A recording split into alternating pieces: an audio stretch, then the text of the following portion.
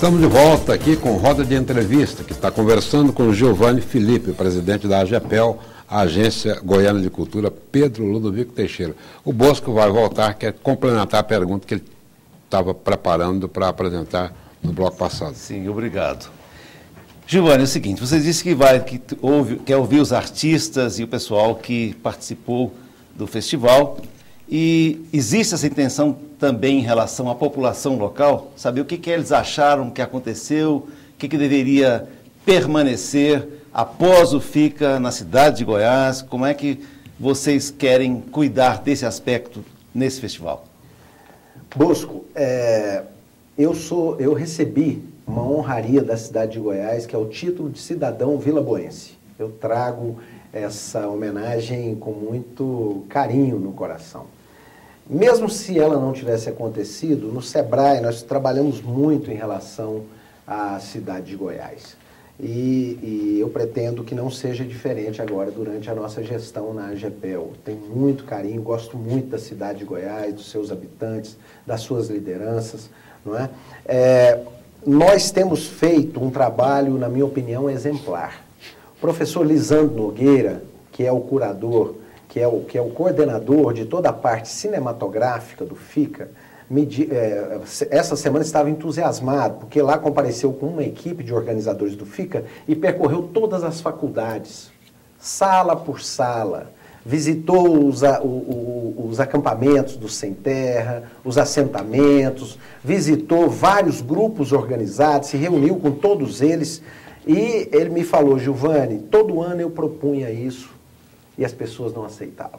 Esse ano nós estamos fazendo e eu estou muito satisfeito com isso. Então, é essa questão que eu acho que a gente tem que estimular, sabe? Aquelas coisas que às vezes as pessoas falam, difícil. Por exemplo, as pessoas falam, nossa, pela primeira vez vai ter um artista internacional no FICA.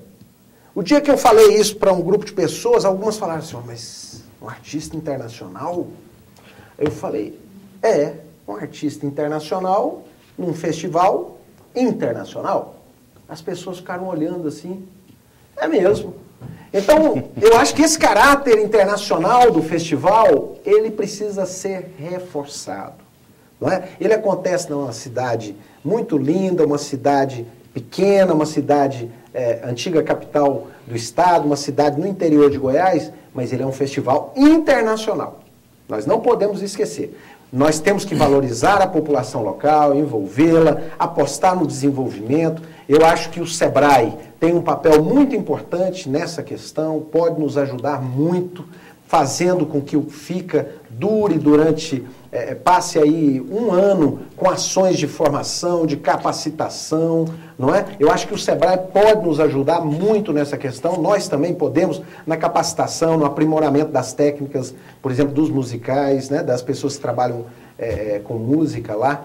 E eu acho que a cidade de Goiás, este ano, está tendo uma atenção que nunca teve em nenhuma organização anterior do FICA. Giovanni, e as outras cidades, os outros municípios do interior? Porque aí nós temos uma ênfase muito forte, né, agressiva, no melhor sentido que isso possa ter, em relação ao FICA, em relação ao Canto da Primavera e ao tempo também.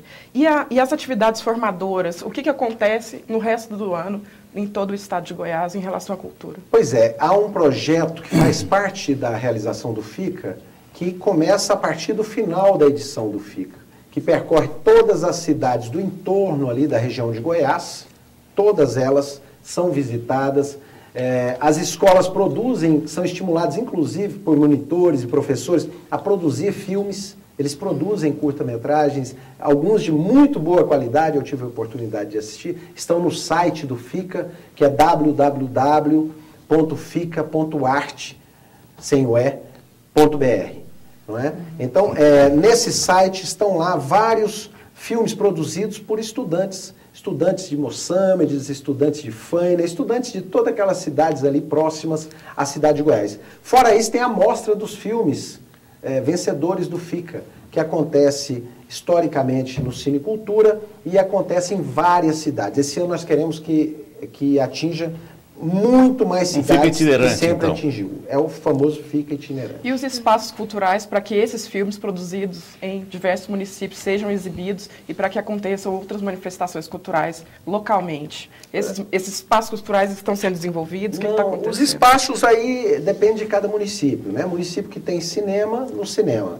Município que não tem, nós improvisamos e fazemos na praça, o cinema na praça. Não é? Mas sempre acontece. Cinema, às vezes, nas universidades, nos auditórios das universidades, às vezes é numa sede enorme de uma igreja, né? Quer dizer, varia. Mas o importante é que toda a população tenha acesso a esse importante evento e aos filmes premiados pelo Giovanni, voltando ao assunto de captação de recursos que nós tocamos no bloco passado, em entrevista ao jornal Opção, o senhor chegou a comentar que seria uma solução transformar alguns eventos em organização social, para que eles pudessem ser patrocinados e tudo mais. Quais eventos seriam esses? De que maneira isso aconteceria? Tainara, eu não gostaria de antecipar esse debate. Esse é um debate bastante quente, bastante polêmico, não é? É um debate que, se não for bem conduzido, ele pode levar a argumentações, a delírios até irracionais, não é? Nós temos que debater como é que o FICA acontece hoje. Muita gente não sabe como o FICA acontece hoje. Houve um tempo que o FICA era possível ser realizado pela equipe da AGEPEL. A equipe da AGEPEL tinha 3 ou 4 vezes o tamanho que tem hoje. Não é? A equipe da AGEPEL, ao longo dos anos, foi se reduzindo drasticamente. Hoje nós temos falta de pessoal para muitas das ações básicas da AGEPEL. Para realizar um evento da monta do FICA, o corpo funcional da AGEPEL teria muita dificuldade. Muita dificuldade. Nós estamos falando aí em mais de 100 mil pessoas. Numa cidade pequena, numa cidade em que as condições de hospedagem não são aquelas que a gente gostaria que fosse, não é? Temos dificuldades, muitas vezes, até de alimentação, né, para tanta gente. Então, nós hoje somos obrigados a fazer uma licitação para contratar uma OCIP, uma organização social de interesse público, para que essa OCIP realize, produza o festival. Claro, sob a orientação, sobre a coordenação da AGEPEL, mas ela produz. E isso é uma questão que precisa ser estudada. Eu não gostaria de entrar muito em detalhes agora, mas nesses debates sobre o FICA, nós prepararemos um relatório sobre isso, sobre os pontos positivos e os pontos não tão positivos, Giovanni, desse tipo de iniciativa. 2 perguntas em uma. A agência será realmente transformada em secretaria? E nessa medida em que for transformada em secretaria, não vai perder a mobilidade que precisa ter para eventos igual o FICA ou Canto da Primavera? Eu digo a mobilidade administrativa, financeira, logística. Reinaldo, as pessoas acham que o fato de ser uma agência facilita a agilidade. A impressão que existe a impressão é essa, mas não é uma verdade. Não é assim, não. A AGEPEL é uma entidade pública que tem todas as obrigações que tem uma secretaria.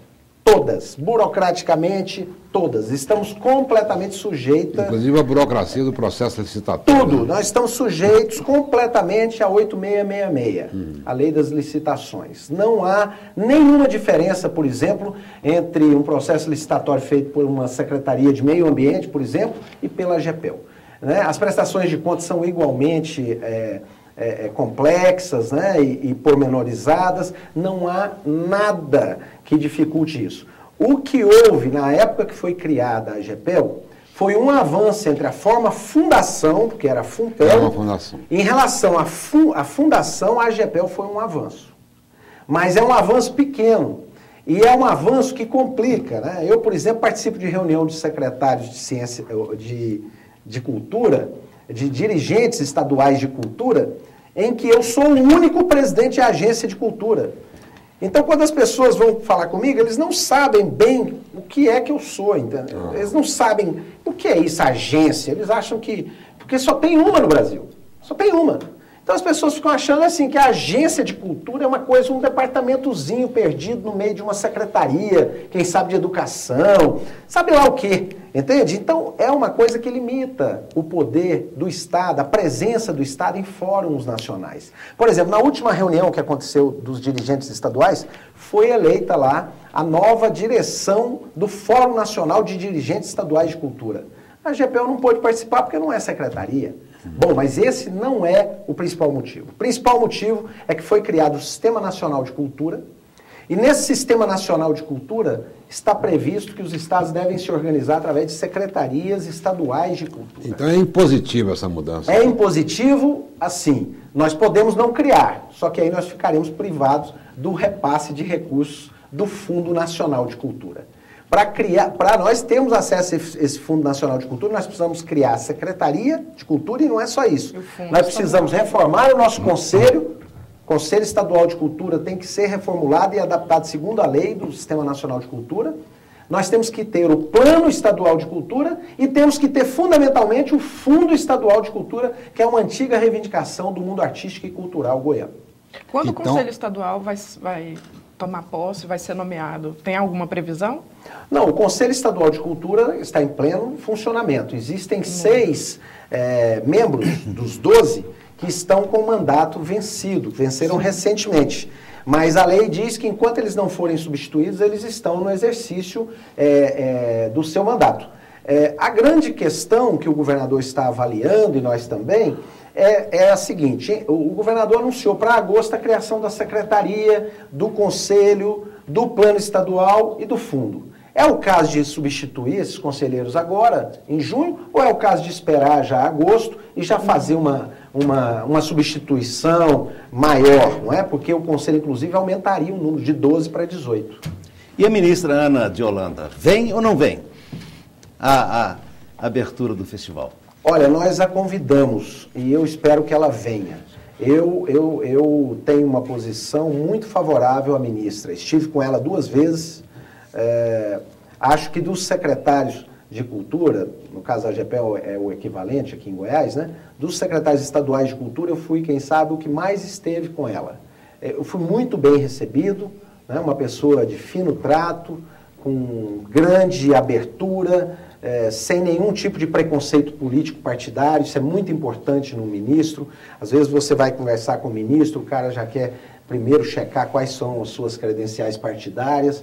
Não, a ministra parece estar com foco mesmo na cultura, atender o Estado de Goiás, considerando que o Estado de Goiás, independente de quem o governo, de qual partido esteja à frente, é uma unidade da federação. E com ela nós acertamos várias parcerias que eu espero que vinguem muito em breve. Assim como o governo de Goiás impôs contingenciamento de recursos, limitação de recursos, o governo federal também fez isso. Então, o Ministério da Cultura encontra-se nesse momento ainda trabalhando a meio pau, não é? Trabalhando ainda não com sua força total. Presidente, nós vamos agora para o nosso último bloco comercial. A gente volta já já com roda de entrevista que está conversando com o Giovanni Felipe, presidente da AGEPEL.